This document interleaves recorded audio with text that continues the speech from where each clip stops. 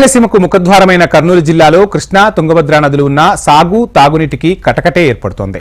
Srisailam project ఉన్నా వాటి నుంచి కర్నూలు జిల్లాకు కలిగే ప్రయోజనం అంతంత మాత్రంగానే ఉంది. ఇక ఉమ్మడి కర్నూలు జిల్లాలో ఉన్న అరకొర ప్రాజెక్టుల నిర్వహణ కూడా గాలిలో దీపంలాగా మారిపోయింది. ఇటు కర్నూలు అటు కడప జిల్లాలోని వేలాది ఎకరాలకు సాగునీరు, వందలాది గ్రామాలకు తాగునీరు అందించే సుంకేసుల ప్రాజెక్టు ఇప్పుడు ప్రమాద గంటికలు మోగిస్తోంది. ప్రాజెక్టు నిర్వహణాలోపంతో గేట్లు పూర్తిగా ధ్వంసమైపోయాయి. వాటిని ఎత్తే పరిస్థితి కూడా లేకుండా పోయింది. అనుకోకుండా వరదలు వస్తే అత్యంత ప్రమాదకర పరిస్థితి తప్పదని చెబుతున్నారు ప్రభుత్వ అధికారులు. ఇక ప్రభుత్వ అధికారుల నిర్లక్ష్యం వల్ల సుంకేసుల ప్రాజెక్టు గేట్లు ఇప్పుడు ఎత్తటం అసాధ్యంగా మారిపోయింది. సుంకేసుల ప్రాజెక్టుకు మొత్తం 30 గేట్లు ఉన్నాయి. ఇందులో ఓ గేట్ను ప్రాజెక్టు అధికారులు శాశ్వతంగా మూసివేశారు. మిగిలిన 29 గేట్ల పరిస్థితిని అధికారులు పట్టించుకోవడం లేదు. కాస్తో కూస్తో తెరిచేందుకు వీలుగా ఉన్న గేట్లను ఎత్తి ఎగువ ప్రాంతం నుంచి వస్తున్న వరద నీటిని ప్రస్తుత అధికారులు విడుదల చేస్తూ వస్తున్నారు. మిగతా గేట్లు ఎత్తేందుకు కూడా వీలు కావటం లేదు. తెలుగు రాష్ట్రాల సరిహద్దుల్లో కర్నూలుకు సమీపంలో తుంగభద్రా నదిపై నిర్మితమైన సుంకేసుల ప్రాజెక్టు 1.20 టీఎంసీ నీటి నిల్వ సామర్థ్యం కలిగి ఉంది. ఇక్కడి నుంచి కర్నూలు, కడప జిల్లాలకు సాగునీరు కాలువల ద్వారా విడుతోంది. ఇంతటి ప్రాధాన్యత కలిగిన సుంకేసుల ప్రాజెక్టును అధికారులు పట్టించుకోకపోవడంతో ప్రాజెక్టుకు సంబంధించిన 16 గేట్లు పూర్తి స్థాయిలో ఎత్తే పరిస్థితి లేకుండా పోయింది. ఇక ప్రాజెక్టు లీకేజీలకు కొదవే లేదు. ఇక ప్రాజెక్టుల నిర్వహణ, నీటి నిల్వ సామర్థ్యాలకు సంబంధించి ఫుల్ డీటెయిల్స్ మా ప్రతినిధి కాంతి అందిస్తారు. కాంతి, చూస్తున్నాం ప్రాజెక్టుల పరిస్థితి అధ్వానంగా ఉన్నట్టు తెలుస్తుంది. రానున్న వర్షాకాలంలో ప్రాజెక్టులు నిండితే గేట్లు కూడా ఎత్తలేని పరిస్థితులు ఉన్నాయని అధికారులే చెబుతున్నారు. దీనిపై ప్రస్తుత ప్రభుత్వం ఏమైనా చర్యలు తీసుకుంటుందా? ఓవరాల్ డీటెయిల్స్ ఏంటి కాంతి?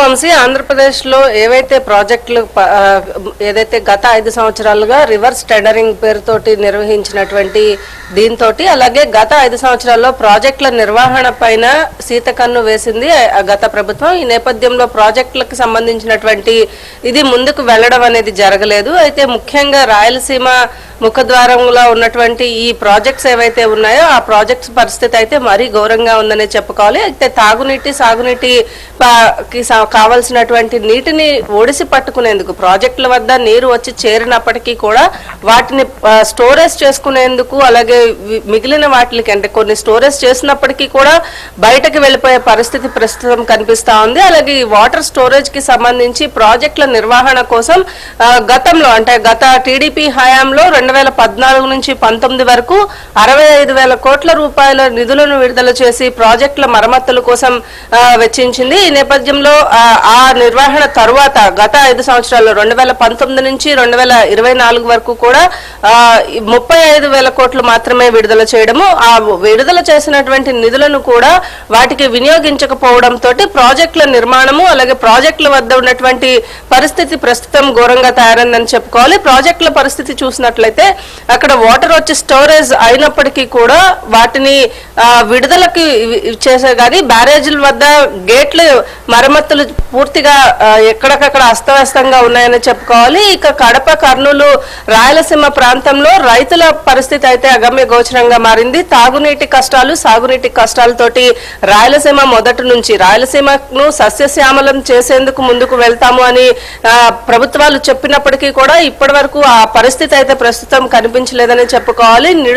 నిధులు విడుదల చేయడము, గత 5 సంవత్సరాలుగా ప్రాజెక్టుల పరిశీలన అనేది పక్కన పెట్టడంతో పూర్తిగా అస్తవ్యస్తంగా మారిపోయిందని చెప్పాలి. ఇక ఉత్తరాంధ్రకి సంబంధించినటువంటి ప్రాజెక్టుల విషయంలో కూడా ఇదే తీరు కొనసాగిన నేపథ్యంలో ప్రాజెక్టుల వద్ద ప్రస్తుత పరిస్థితులు అయితే ఘోరంగా ఉన్నాయి. అయితే ప్రస్తుతం రాష్ట్ర ప్రభుత్వం కొత్త ప్రభుత్వం ఎన్డీఏ ప్రభుత్వం ఏర్పడినప్పటి నుంచి కూడా వీటిపైన స్పెషల్ ఫోకస్ పెట్టిందని చెప్పుకోవాలి. ప్రాజెక్టుల పరిశీలనకు డైరెక్ట్ గా అటు ముఖ్యమంత్రి వెళ్లడంతో పాటుగా మంత్రులు కూడా వీటిపైన స్పెషల్ ఫోకస్ పెట్టి రివ్యూలు నిర్వహించి ప్రాజెక్టుల పరిశీలనకు ప్రస్తుతం వర్షాకాలము నీటిని స్టోరేజ్ చేసుకోవడము, అలాగే రైతులకు వాటర్ ఇవ్వాల్సిన అవసరము, అలాగే సాగునీటికి తాగునీటికి రెండింటికి కూడా ఇబ్బంది లేకుండా చూడాల్సిన అవసరం ఉన్న నేపథ్యంలో వీటిపైన ఈ ప్రాజెక్ట్స్ ఏవైతే మొత్తంగా డ్యామేజ్ అయినటువంటి ప్రాజెక్ట్స్ ఉన్నాయో వాటిని మరమ్మతుల కోసం ముందుగా యుద్ధ ప్రాతిపదికన పనులు చేపట్టాలని కూడా నిర్ణయించింది. దీంతో పాటుగా కొనసాగుతున్న కొత్త ప్రాజెక్ట్స్ పరిశీలన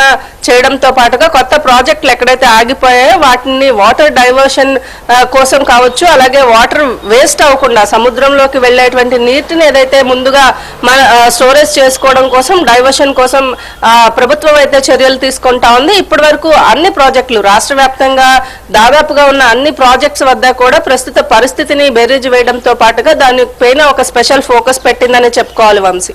థ్యాంక్ యూ కాంతి.